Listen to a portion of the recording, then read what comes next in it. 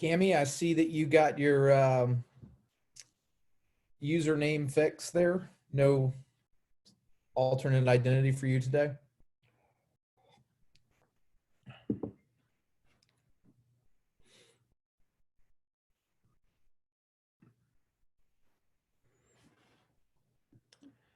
We're going to get going here in about 5 minutes. Dr. Hoke will be joining us. Kate Leifert will be joining us. We're going to be talking about students in public education with trauma and some considerations on how to best educate and deal with some of the nuances of working with students with that trauma history. Hope you're joining us. We're live streaming on Facebook this morning. I think I've actually got all the technology figured out. It's only taken me 7 weeks to become an expert at everything.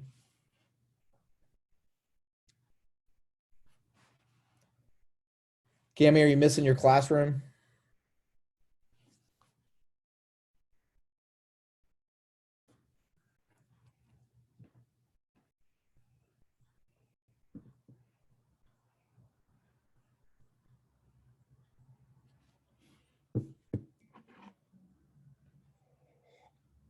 We're going to be doing pretty much a 2-part series every week. So Tuesday, Thursday, we'll kind of break down 2 different, break our topic down in 2 days, introduce on Tuesday and expand on Thursday.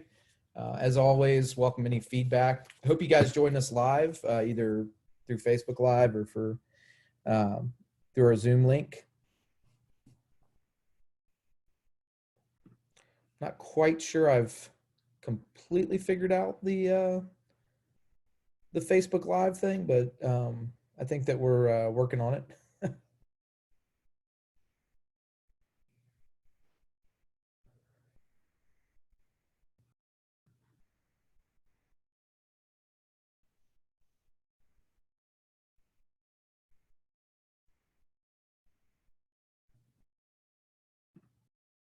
I'm always afraid to click on new buttons. I'm not really sure which one I'm supposed to do.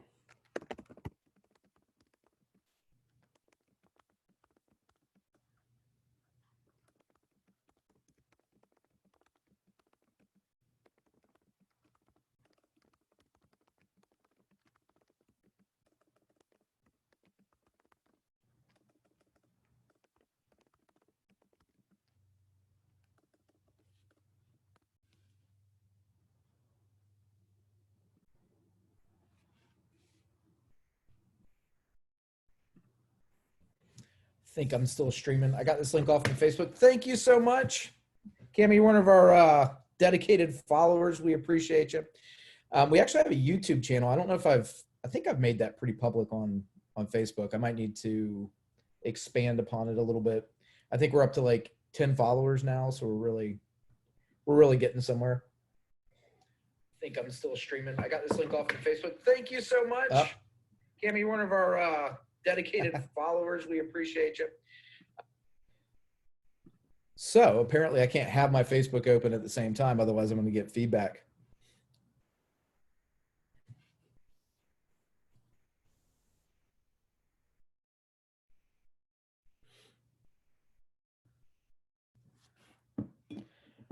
Learning as we go with all this stuff. I hope everybody's doing well this morning. Any sign in your school divisions of things getting back to normal?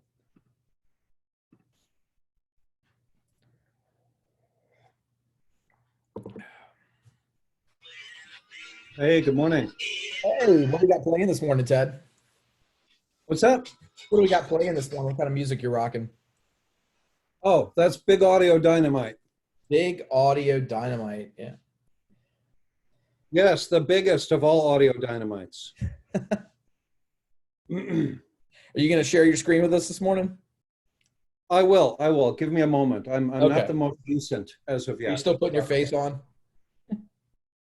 Yeah, all there is like blood and guts and stuff right now. Oh, excellent. So, excellent. yeah, I'm looking for where I set a watch party. Oh. Yeah, you know, I tried to do a watch party on mine, but I guess you have to have a separate computer open to do the watch party because it was like echoing what I was doing. Well, I have Yeah, that's a good idea. I'll open my other computer right now, which is right here. One of my other computers.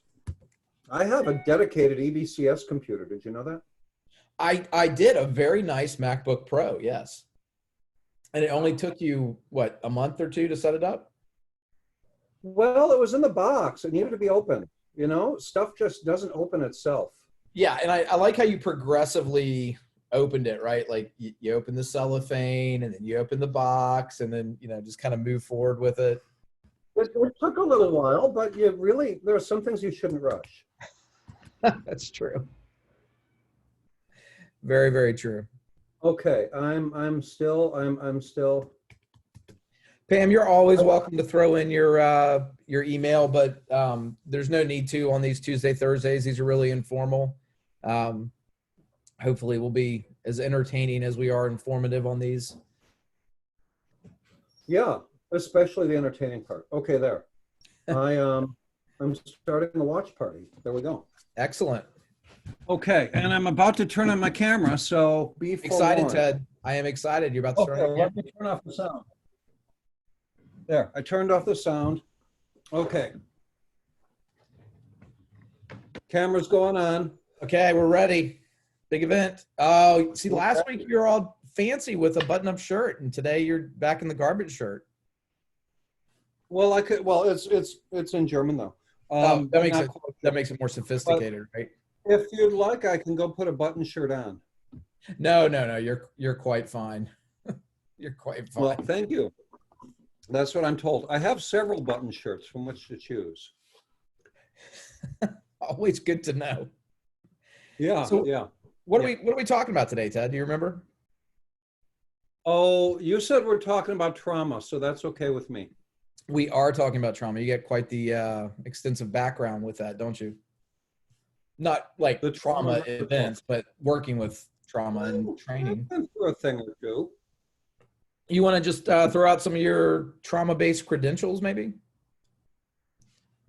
Sure. Okay. In addition to being a licensed behavior analyst and licensed psychologist, I am a licensed professional counselor and a certified trauma professional. And I've had a good amount of training in trauma.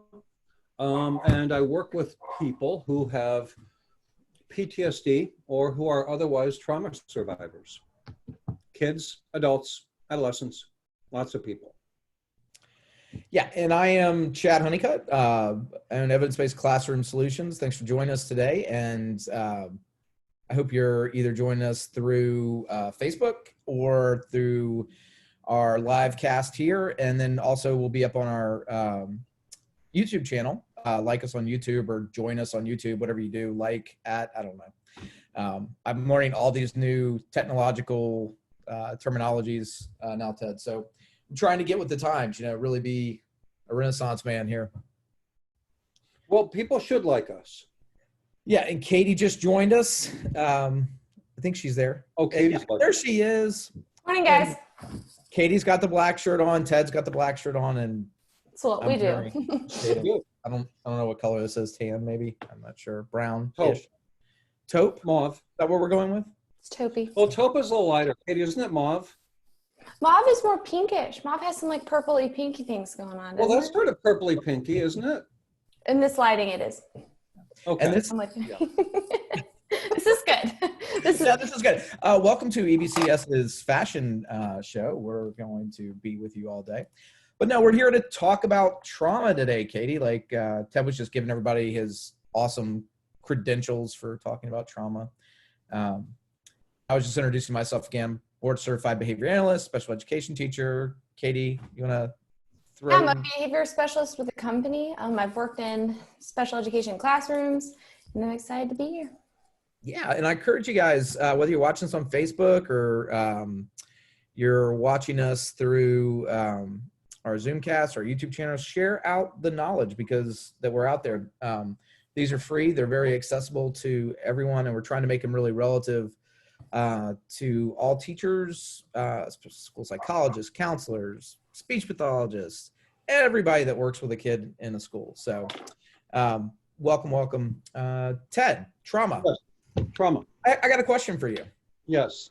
Are all traumatic events trauma? trauma is different from the traumatic event. The traumatic event is the thing that happens.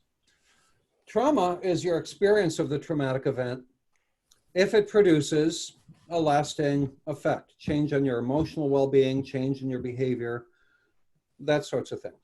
The thing is, the traumatic event happens and it's over with, or it may happen repeatedly,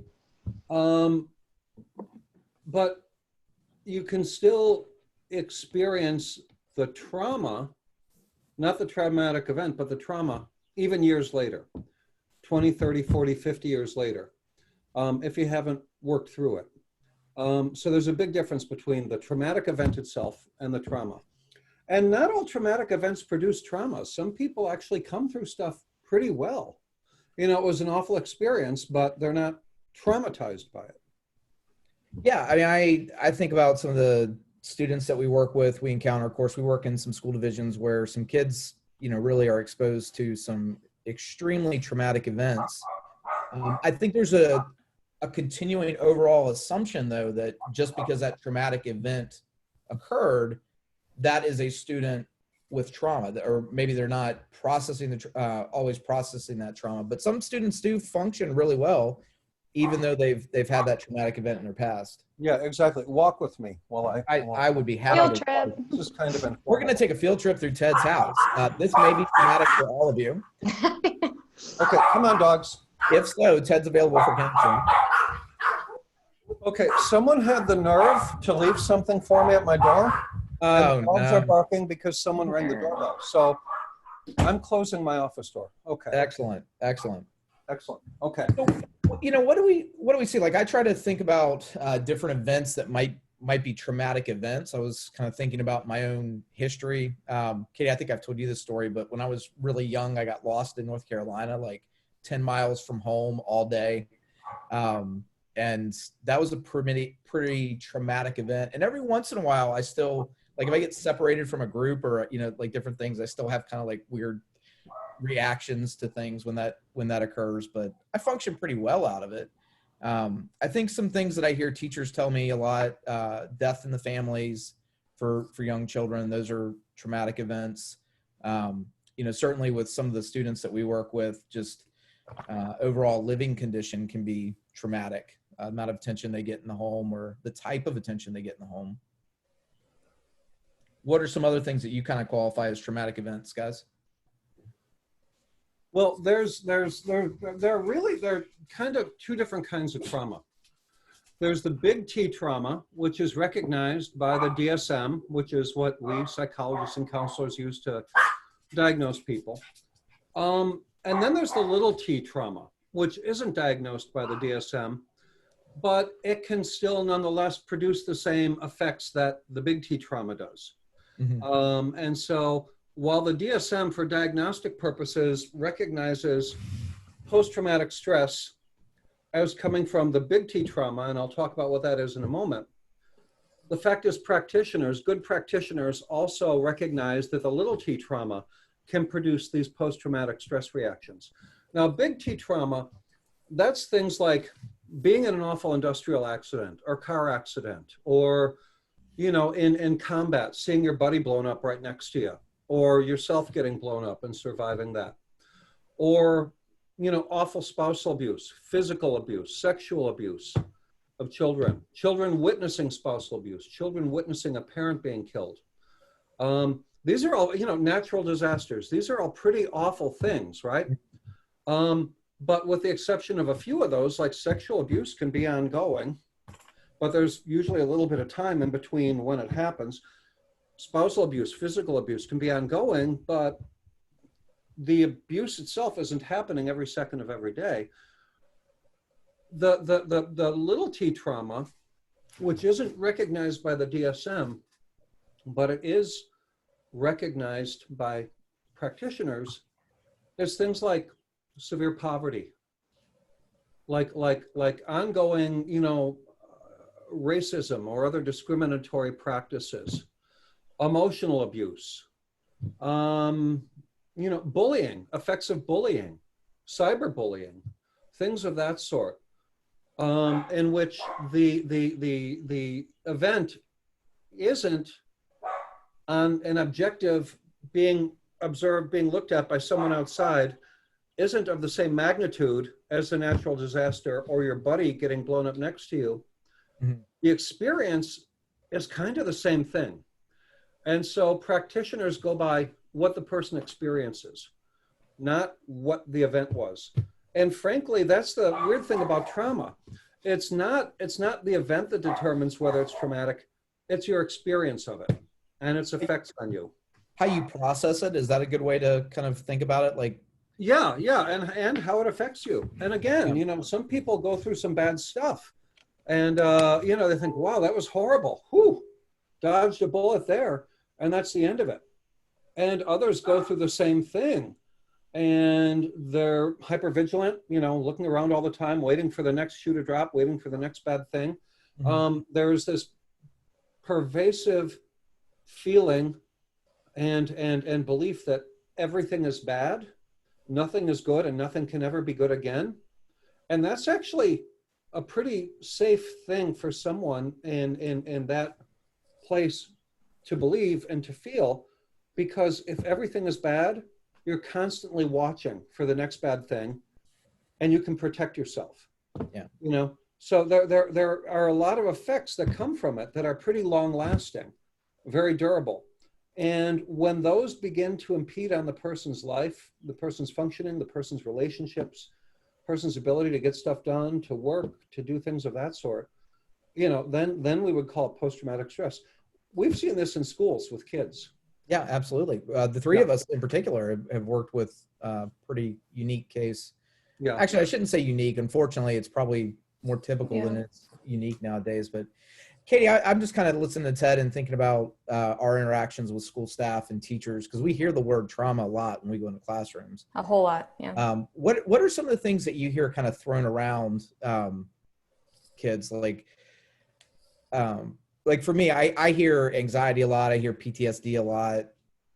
Yeah, I think that using those terms loosely is kind of dangerous because a lot of kids do have diagnoses and things that we do need to be careful. We need to be communicating with their parents and with any other professionals and the psychologists and school psychs.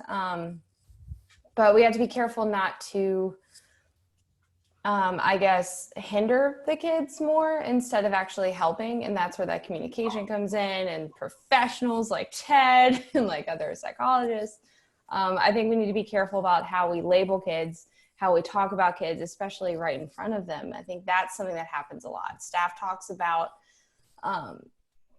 kids being traumatized right in front of them and things like that. And I think we need to respect that a little more. But yeah. I mean, at the end of the day, we're in a school, right? And we still have to teach students with trauma. The trauma is not this kind of stopgap for, well, we're just going to kind of put pillows around everything and not expose them to anything because they have this trauma in their background. No, the fact is, oh, go ahead, Chad. Well, one of the things that was kind of in my mind, I for some reason I saw it a lot this year as I was getting involved with several FBAs and reading through sociocultural reports. Do you think that there is a danger in assuming trauma if it's not actually documented and reported?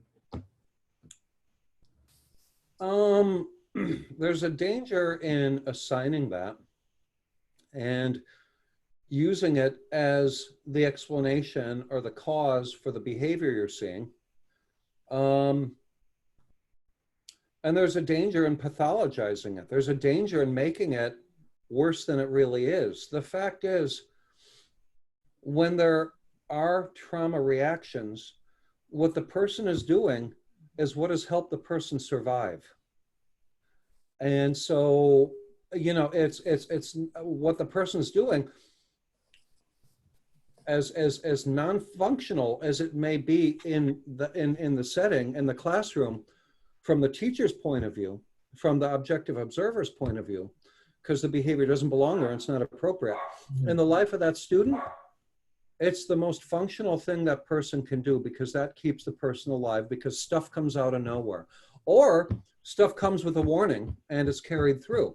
And so, the warnings can be like, it could be a stern look, stern tone of voice. It could be, any number of things.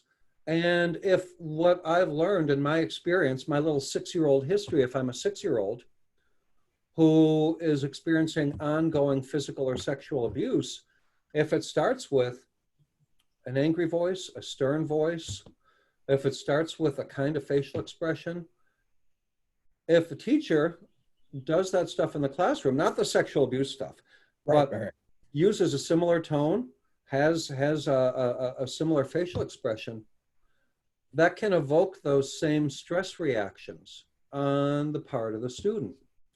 And we on the one hand, we don't want to use that as an excuse for the behavior and say, okay, well, he has trauma, so that's what he does, because that's kind of accommodating the problem. Right. And while some accommodations are great, like cutouts and curbs for wheelchairs and, everything we do for physical accessibility, others kind of just perpetuate the problem. The other thing we don't want to do is, unless you're appropriately licensed and credentialed, and along with that license and credential, you've done an appropriate, thorough evaluation, you don't want to come up with something that sounds like a diagnosis, because in the interactions with other people, that colors everything that they then do with that person. Yeah. But about these trauma reactions that sometimes happen in the classroom, these are, the way you help the child is by teaching them out of it. Now, what teachers would do is not the same thing that a therapist would do. What a therapist would do is pretty intensive. There's someone who I'm working with now, actually a couple of people I'm working with now, with post-traumatic stress. And I never schedule another client right after them, because it's, sometimes I need a nap after that. I need to go for a walk. I need to just put on something stupid on television. Mm-hmm. I need to clear my head before I'm able to talk to another person. It's bad for that person. It's bad for me, but it's even worse for that person. It's really I'm thinking stuff. But in a classroom, it's a lot of antecedent intervention. Mm-hmm. And a lot of noticing what's going right and reinforcing what's going right.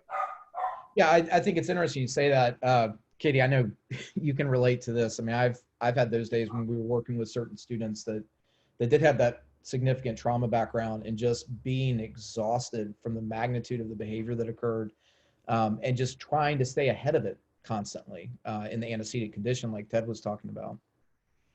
Yeah, I mean, it's definitely difficult for everybody. And Ted made a great point. It's even worse for the kid. It's even worse. So recognizing that, and that's where communicating with staff, having a system for breaks, and really having every staff member pair with that kid effectively, so that when someone does reach that point where they're tired and they need to go walk to the student lounge or the teacher's lounge or something, that they can go do that, and so that everyone is level-headed and balanced, and keeping in mind that what they're feeling is 10 times worse for the actual student.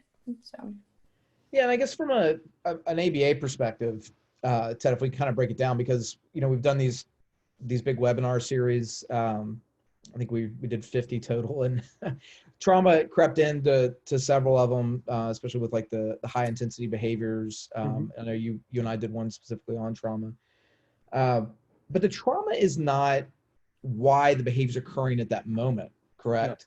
No, the traumatic event isn't. Right. The trauma is the experience of the person. There's something going on in that environment, which may be for everyone else perfectly okay, perfectly fine. It's just the way things work. But in the learning history of that person who experienced the traumatic event, that thing is similar enough to some feature of what happened before that it's evoking the same feelings, the same emotional responses, and that's behavior, that's respondent behavior. The same visceral responses, that fight or flight response, that's behavior, that's respondent behavior. And then everything the person does to shut those things down, which is operant behavior controlled by the consequences, right, and everything the person does to keep him or herself safe, which is operant behavior, controlled by the consequences. And so something's going on that you're not even aware of, because, you know, we do things, we say things, we create appearances, and stuff happens around us that we're not even aware of because we don't have to be. That's how behavior works. It's so automatic. But something's going on that for that person who's the trauma survivor evokes that same sort of operant trauma response and emotional and visceral trauma response. And the person does whatever has worked before to shut that stuff down. Yeah. So when I think about it from an instructional mindset, and I think about the things that we can control and we can't control, we really can't control the EO, right? Like that's already happened, right? Yeah, The establishing operation. happened. But, and we can't necessarily control the actual behavior when it's happening, but what we can control is those antecedent conditions and those consequences, right? I mean, I think that's kind of a good way to think about it from an instructional standpoint. Yeah. Yeah. We, during one or two of the webinars, we went through the competing behavior model. We did, yeah. That's an actually really good thing to do here when you're working with someone with trauma as a teacher. Because again, for a teacher, what you do, you may have to do some environmental modifications. But what you really do, what your job is to teach the kid out of that. Not to be the kid's therapist, but to make the child available for learning other things. Because this huge visceral reaction, this huge emotional reaction, and everything the child is doing to keep himself safe and shut that stuff down is getting in the way of learning. So yeah, it is a lot of antecedent type stuff.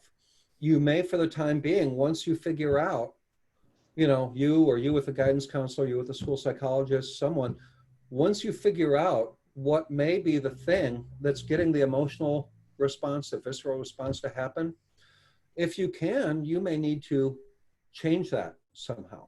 Yeah. Or if you can, you may need to help the person avoid that somehow, like be somewhere else.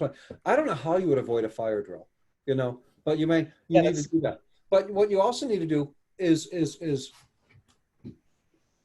with some of those things, you know, you never do this. I mean, you sometimes have to, but it's best when you do this when the person is also getting some kind of therapy. Because while the therapist is working on changing the emotional and physical reaction the person has to it, what you can do is teach the person other ways to manage themselves while they're in that environment, while they're in the presence of that thing.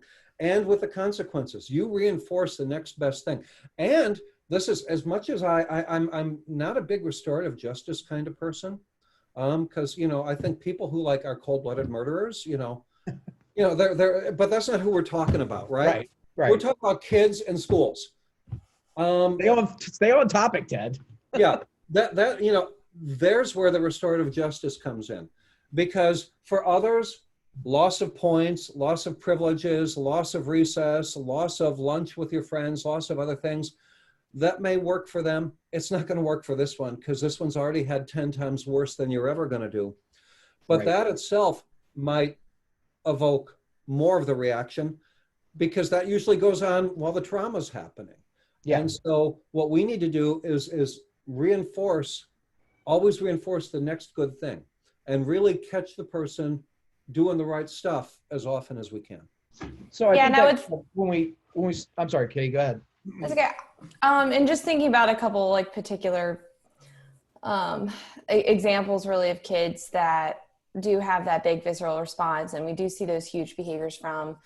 The first thing that I would do as a teacher would be lower task demand in prime. So like with the fire drill thing, we would go over what it's going to sound like, what's going to happen, what's expected, and then reinforce any and every appropriate behavior regarding that. And that's where you'd start, I would think, for most kids. And I know every situation is different and every kid's got different triggers in that antecedent condition. But once you have that figured out, I think we really do live, like Chad said, in that reinforcement and catching them do the right things and tons of priming.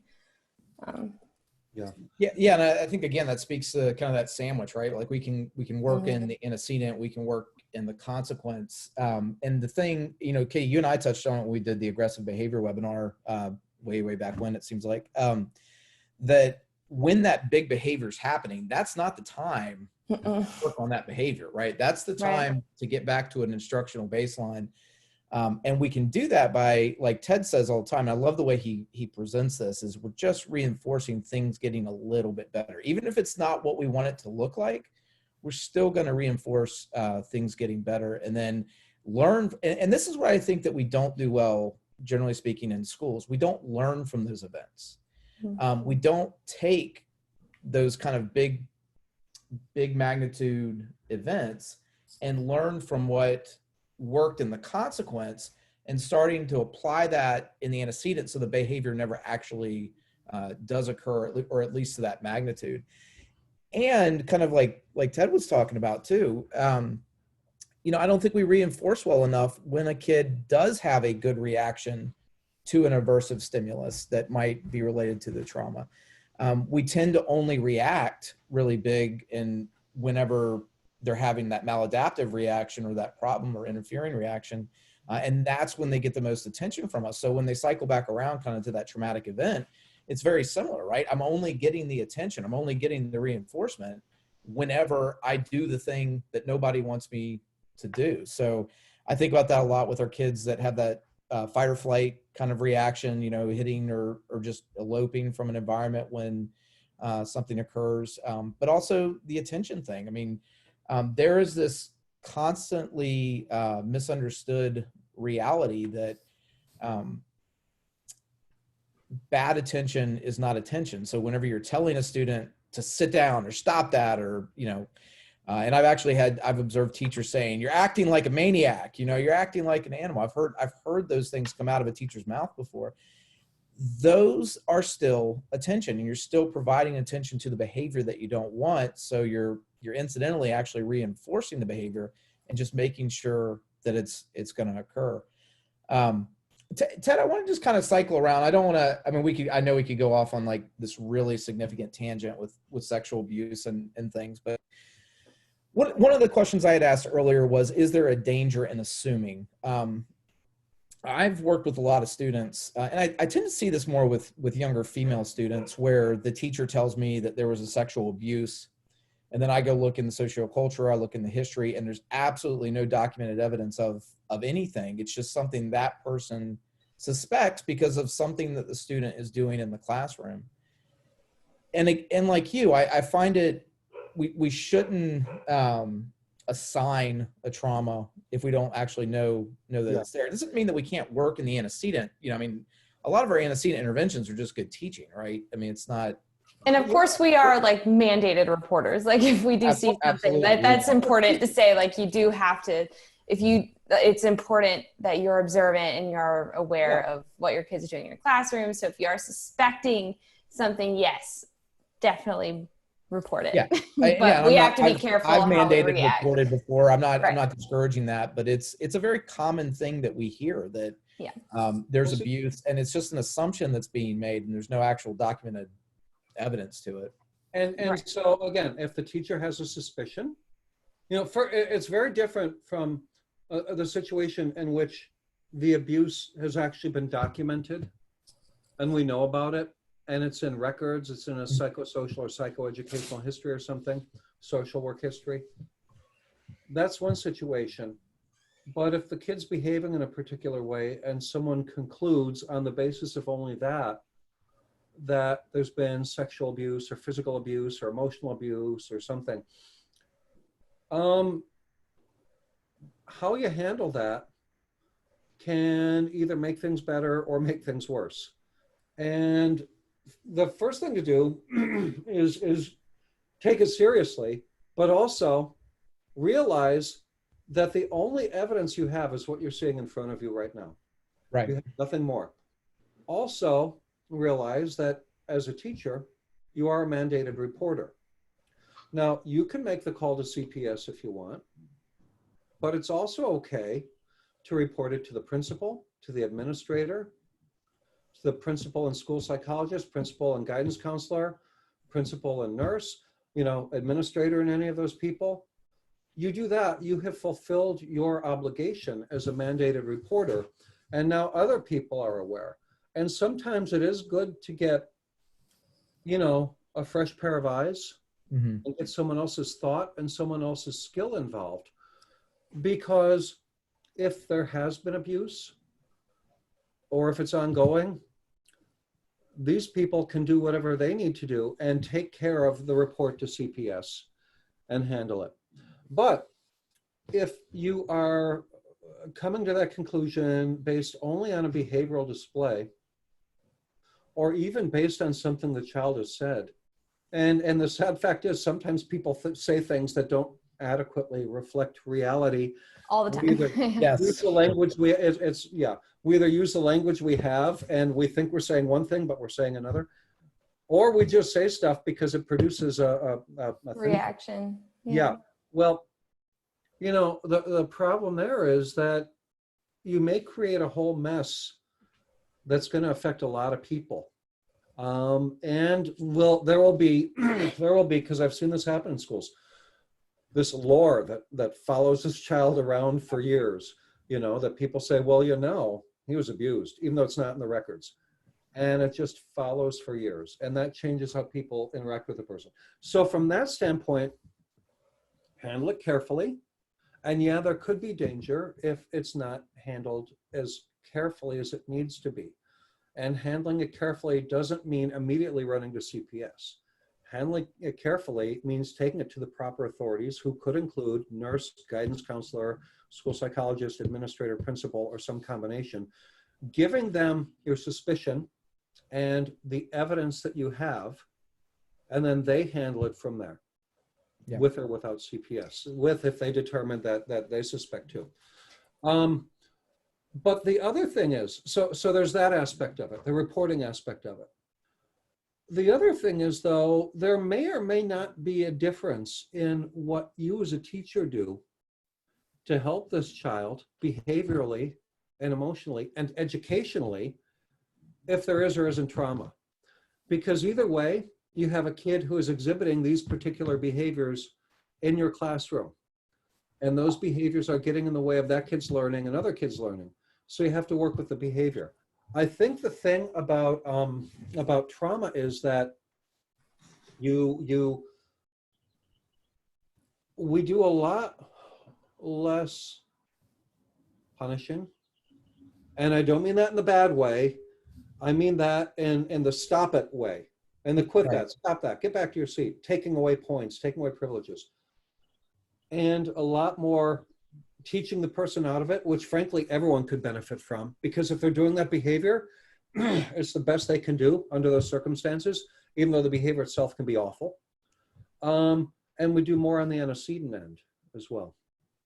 Yeah, and the antecedent thing is so important. I mean, it's designing instruction for that specific student, which is what we should be doing anyway, right? But with these students, we've got just kind of the significant historical variable that may or may not have occurred that we just have to work with. I mean, I really like that thought process, because one of my knocks about the whole trauma-informed school thing, and I think it's very relevant, I do think that a little bit of information can also be dangerous sometimes when it's kind of done as a, you know, we're going to send everybody to a 1 hour, 3 hour training on trauma. I think it's more complex than that.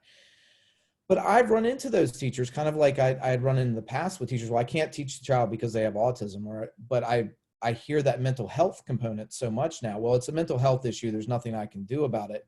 But the reality is you still have to teach the child, even if there is a mental health component to it. Yeah. We just need to be better informed about things that would go into effective instruction with those students. And you know, I think that's always looking upward too. If you're outside of your experience level, the solution is not to hand it off or kind of just say I can't do it, or mic drop and walk away from it.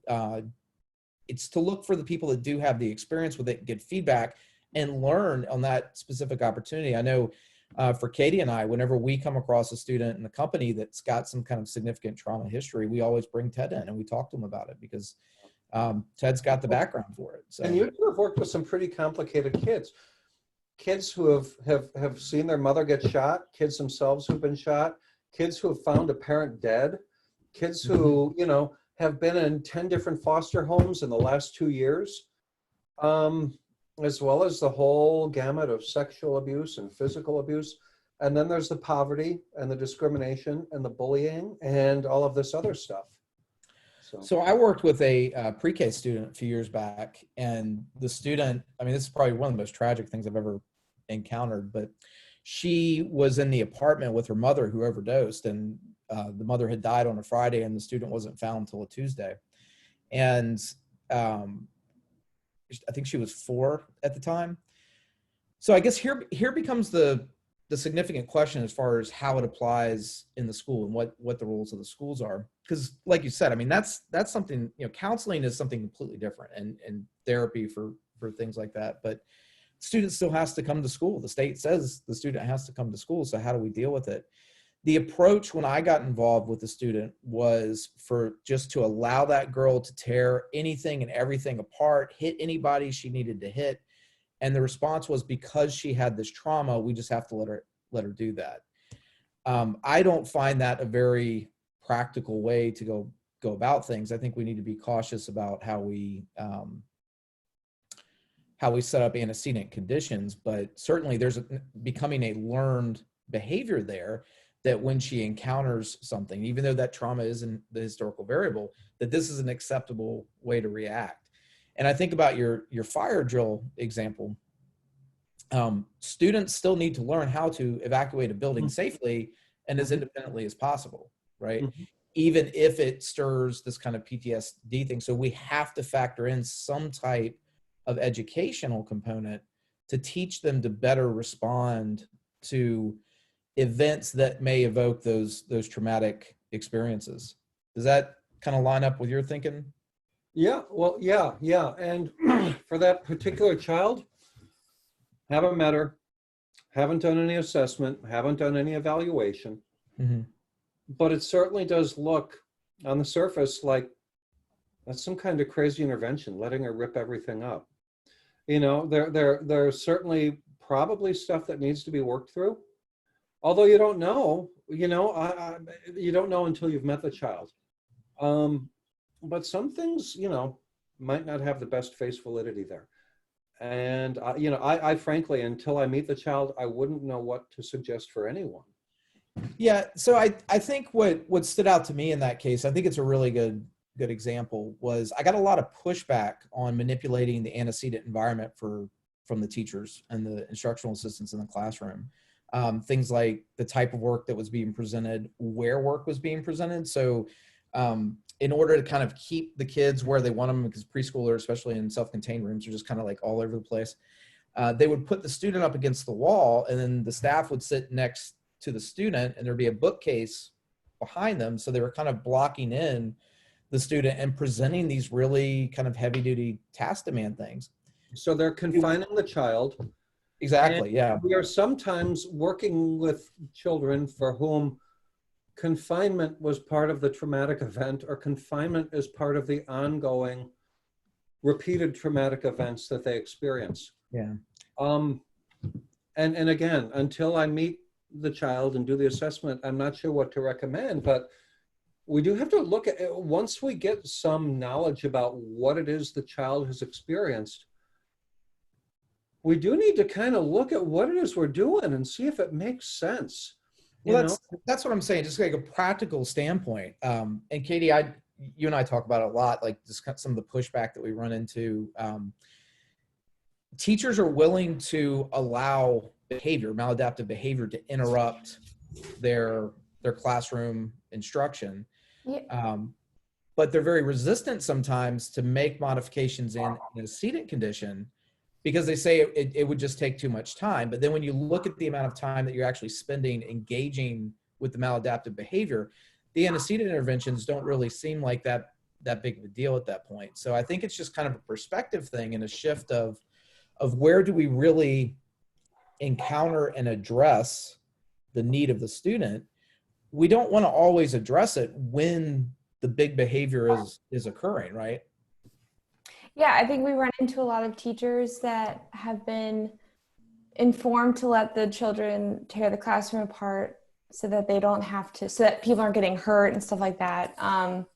But then we're reinforcing it, not on purpose, but we typically are, by letting them express themselves in that way and not reinforcing good things and not trying to prevent it in that antecedent condition, which is before the behavior occurs, which would be lowering task demand, priming, some of those things we talked about earlier, which is where we really want to target it, because if we're just focusing on that consequence phase, like after the behavior's happened, we've let them tear the room apart, and then we give them attention, or we have this big reaction like, whoa, whoa, whoa, because that's, again, how Chad described it, that is also reinforcing because it's our attention.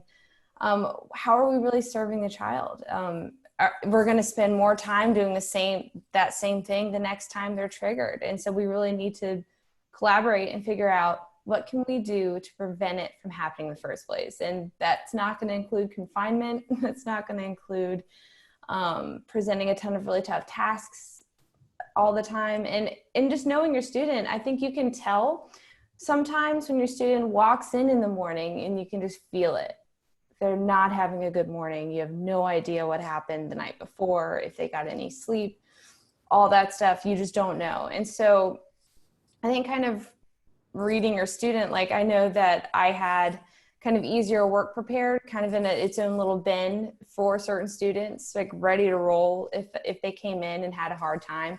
Let's say I got a phone call, they had a fight on the bus, or they missed their bus for some reason, or, their schedule's off, something like that. Anything that can typically trigger this big reaction, especially if it is resulting from traumatic events or something like that.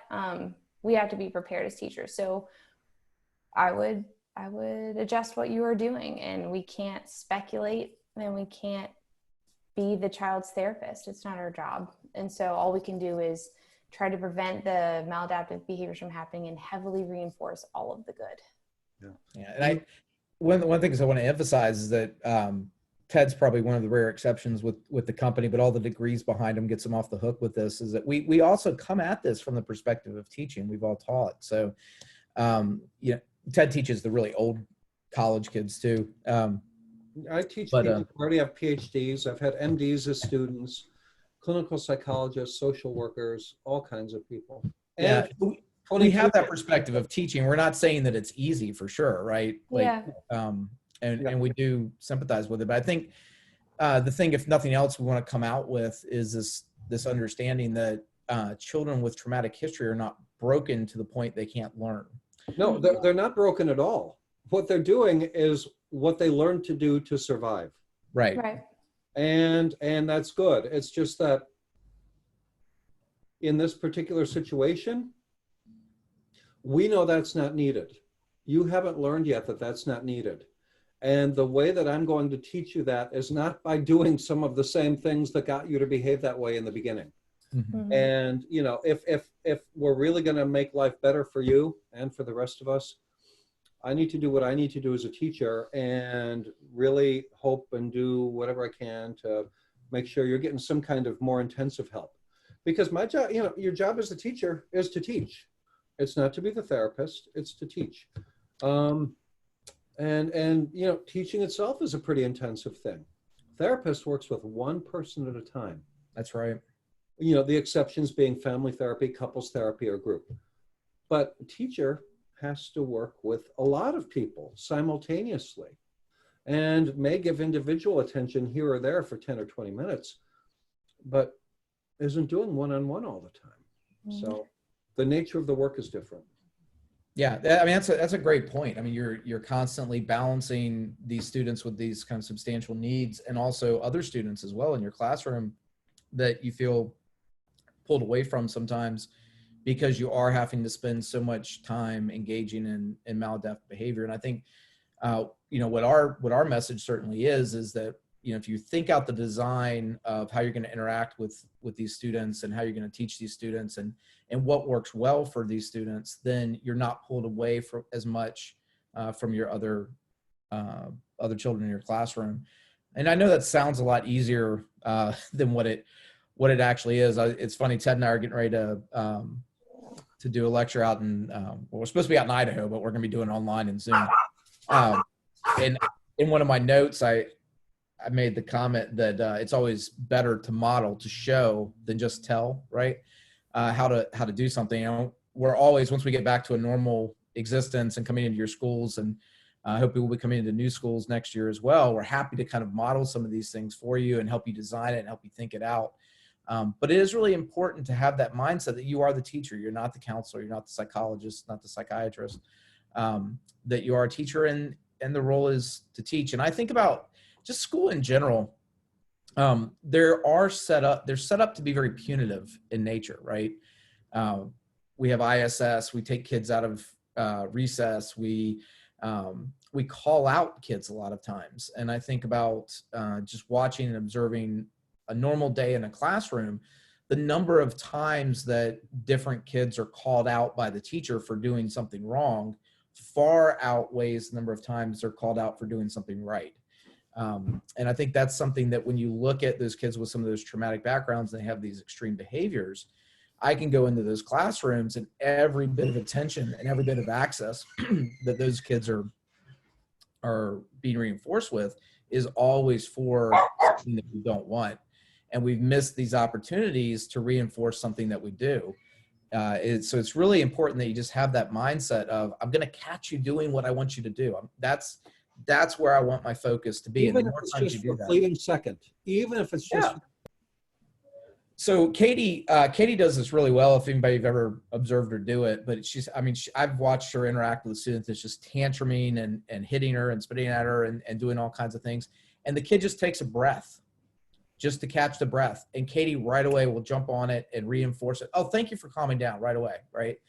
And you just gradually reinforce those things getting better. Ted, I think we need to get shirts like that say that. Let's reinforce things getting better. I think that it's easy for us to say these things because we've practiced them. Like it was modeled for me. I saw it. I've practiced it. I've been coached through it. And that's what we want to do. And that's our job, to work with teachers in order to do that, because it is a lot emotionally on the teacher side to see a kid that A, you really care about, B, is super upset, and C, may have hurt one of your other students or tried to hurt one of your other students or is trying to actively hurt you. And so it is a lot. It's a lot to take in, and it takes practice in order to kind of get our own heart rates down and to think about things step by step and to think about things in a more scientific way. And that's what we're trying to portray. Like, this can be done in a way that's safer for you and better for the student, and will ultimately decrease it in the future so that they can be more independent and more functional, and you can get more teaching done. And well, you are teaching. I think that's another perspective thing. You do want to get your tasks done, and it is your job to reach certain, goals academically, but you are still teaching by doing this. I think that's super important for your own, as a teacher, for your own kind of like self-worth or your own reinforcement. You are doing your job by doing this. You're setting them up to be able to take in the academic information. So take a deep breath when this stuff is happening, reach out for help. We love to help with these things. And just know that it takes practice. And so we can come in and show you this, and it might look like, how are you so calm? And it really does just take practice. And it's in all schools. This is everywhere. And so, so reach out and practice. This is the biggest thing I can say. And I think that one of the things that the whole COVID situation has created, we've created dialogue with teachers and SPED directors across the country, and everybody's experiencing this. This is something that is increasingly problematic in schools. So it's not that your school division is unique in that regard. I mean, every teacher, I think, is kind of struggling with how to best incorporate instruction for this. But like Katie said, if you think about teaching math, right? We don't ask kids to do algebraic problems if they haven't learned one-to-one correspondence yet. I mean, it's a progressive thing. So you're never going to have the opportunity to teach that child the academics if every time something unwanted happens or something's presented to them that they see as an aversive or a task demand, they pick up their chair and they sling it across the room. Those things have to be worked out kind of first, and we've got to be mindful of the antecedent conditions that we set up in our classroom. Ted, really quickly, because you and I were just kind of jawing about this the other day and just brainstorming a few things about the concept of self-regulation and when that is appropriate. We were talking about ACT and that mindfulness stuff that I've encountered. I've even seen it in IEPs where the language of the IEP says, while in an aggressive state, so-and-so will use counting to 10 to calm themselves down as a self-regulation technique. But in that aggressive state, in that behavior is not when we want to teach, right? I think you're muted, Ted. I'm sorry, you're right. And don't you wish that counting to 10 would actually work that way? And I think, you know, again, teachers have a ton of things to do, and IEPs are a lot of work to get together, and you put in there what you know how to do. And if what you learned, what you've been taught, what you've done, what worked for someone is that counting to 10 thing, that's what you're going to put in there. But you know that's going to work with this one. And furthermore, that's kind of like saying, you know, I'm going to teach, you know, I'm going to wait until someone's having an aneurysm, and then I'll teach you how to do surgery, brain surgery in particular. We kind of want to build up to that, right? You don't want to wait until it has to be done right now. I've seen some IEP objectives that say things like, the student will reduce his aggression by 80%. And I'm thinking, you know, if the student could do that, he wouldn't need you, right? If the student could reduce his aggression by 80%, it wouldn't be an objective. Right. But that's the way that schools teach people to do it, right? That's the way the schools teach people to write objectives. But that objective makes no sense, because that puts all the responsibility on the student, not on the educational folks to teach that behavior out of the student. And, you know, the objective you mentioned, again, it's a specific intervention that may or may not be the right one, being done at a specific time when, you know, it's pretty hard to reason with anyone in that state, much less get them to count to 10. You know, what I really prefer to do is among other things, while building up to it, building up to being able to prompt the person through that during the thing, I need to get a lot of other things done ahead of time. I need to get the person to stop what they're doing and pay attention to right now. That goes with the mindfulness thing. Mm-hmm. And, you know, I'm not saying everyone has to be a therapist with all of your students, but it's probably not a bad idea a few times a day, coming in after recess, coming in first thing in the morning, getting together for circle time, beginning of class, whatever. Doing a little grounding exercise, like, okay, everyone look around the room. Write down 5 things that you see around you right here and right now. Okay, everyone, pay attention to how you feel in your seat. Tell me 5 things or 4 things you're feeling right here and right now. Like, oh, I feel my elbows on the padded arms of the chair, and my back is against the back of the chair, and it's pretty comfortable. My feet are on the floor, and I feel my shoes, the inside of my shoes, and they're soft. You know, things like that. Tell me 3 things you hear right now. Tell me 2 things you smell right now, if you smell anything. And then taste is the weird one, you know, because unless it's lunch or someone just burped, you're not going to taste much. But, you know, but what that does is gets the person right here and right now. And yeah. I like doing that. And you don't have to go any further than that. And that just gets the person paying attention to right here and right now. But what I also do sometimes is when I have time to work directly with someone, when things are okay, I say, hey, wait a second, do this. I do the grounding thing and I say, do this. Pay attention to like how your face feels right now and how you feel inside right now and how your arm feels and how your body feels and what you're thinking about. You know what that's called? That's called being okay.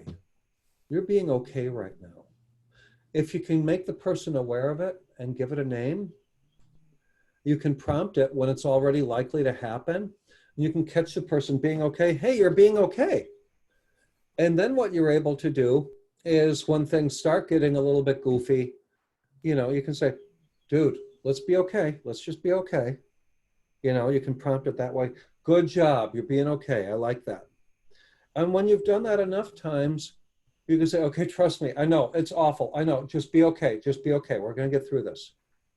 That's the time when you can do that during the big bad thing. Yeah. And not before, because it takes a lot of preparation for any kind of reasoned interaction to take place then. Yeah, I think just really emphasizing that everything that he kind of ran through was really in that antecedent and was a teaching strategy, right? And when one of the things that kind of resonated with me, and I bumped on a little bit there, Ted, was when you said, what do you feel? I think so many people gravitate to that word feel and it being an emotional thing. Yeah, I feel depressed. I feel sad.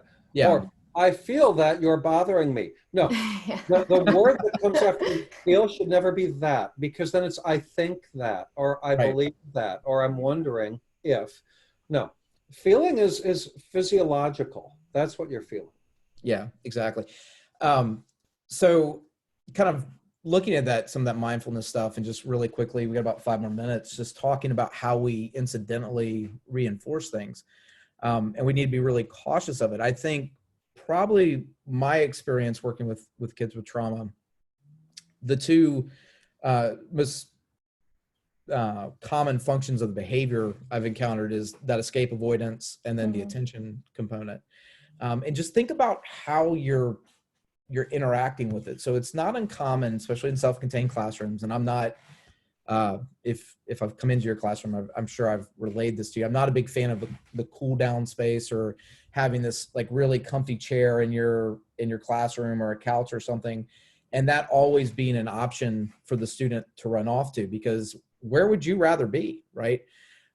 So I've seen kids start to get upset, and the immediate response to them getting upset was not lowering the task demand and then reinforcing some type of approximation of what we wanted. It was just go cool down, go and sit in the beanbag chair, go lay down on the couch. I've seen a little girl go and lay down on a windowsill and get covered up by the teacher. Those are not functionally appropriate responses to that situation. And when the next time the situation reoccurs, you're going to get that same response, because what would you rather do? Would you rather stay in that aversive situation of task demand, or what would you rather go lay down on a couch or in a beanbag chair? And then the other thing, kind of speaking of the mindfulness thing, and I have absolutely no problem. I can get with the mindfulness from a antecedent kind of thing, and then a automatically reinforced thing on the other side, if cognition wise the child can do it. But if you have a child that starts blowing up in the classroom and really getting aggressive, and you're just kind of standing over them, okay, let's count to 10, let's do this, we're going to do this, you're feeling upset right now, you're really mad, I know, and you're just constantly talking, you're giving a lot of attention to that problem behavior. And what I liked about the example that Ted gave was it was really simple. You're okay.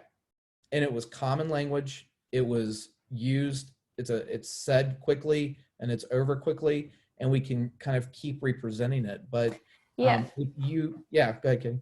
So something that more than one student I ran into, and I know they were practicing at home with their parents and it was happening maybe with other teachers at school, but I would come across a student, I'd put work in front of them.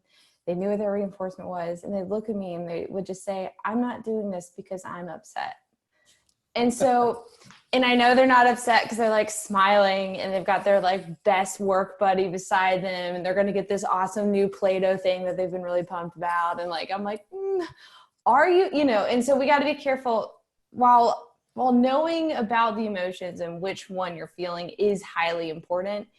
We don't want to give them kind of what Chad said, that script. Like, I know you're upset, because in their minds, they're just going to use it, right? Because it gets them out of something. So to be careful how we're reinforcing that so that we're not confusing them, honestly. It's because in their minds, oh, this is what I say to get out of something. This is what I say to not be in trouble or to not do my math homework, you know. What I prefer to do as a therapist, and teachers can do the same thing, is when the person's upset, but the person's actually doing what they need to do, even if it's just a little of it.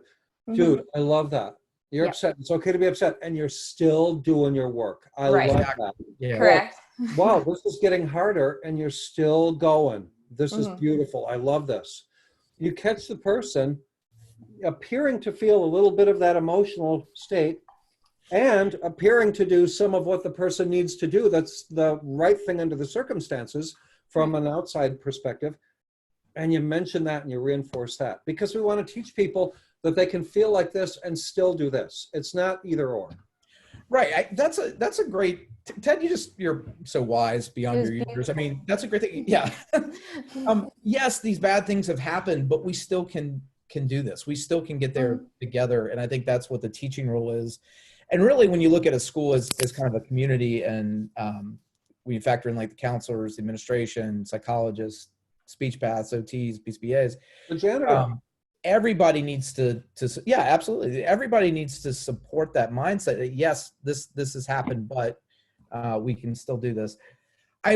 On Thursday, we're out of time today, but on Thursday, I kind of want to touch on one of the things that we've run into a couple times this year, which are these risk assessments that we've scripted out a lot of language for some kids. And it is a big barrier sometimes to keeping a child in a classroom, because a lot of children have learned, especially our kids with trauma, that I say I'm going to do this, and then it creates this kind of string of events that ultimately gets me out of school for a few weeks. And I'm not saying it's an easy situation, just or I have a solution to it, but I think it's something worth talking about and worth thinking through.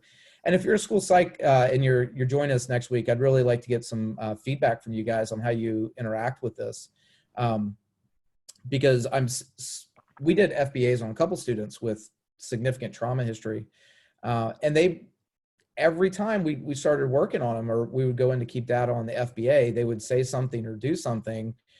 They would get taken out of school for 2 weeks, and then 2 weeks they were kicked right back into school, and then they would say something or do something that, it was just this cycle. So I'd love to get some feedback from you guys next week on how you guys do handle that in your school divisions. I do think it's something that school divisions, as we start to see more kids with trauma, need to figure out how to handle a little bit more effectively, because constantly sending them out of the school prohibits us from working on strategies for them being in the school. You can't learn how to behave in school if you're not in school.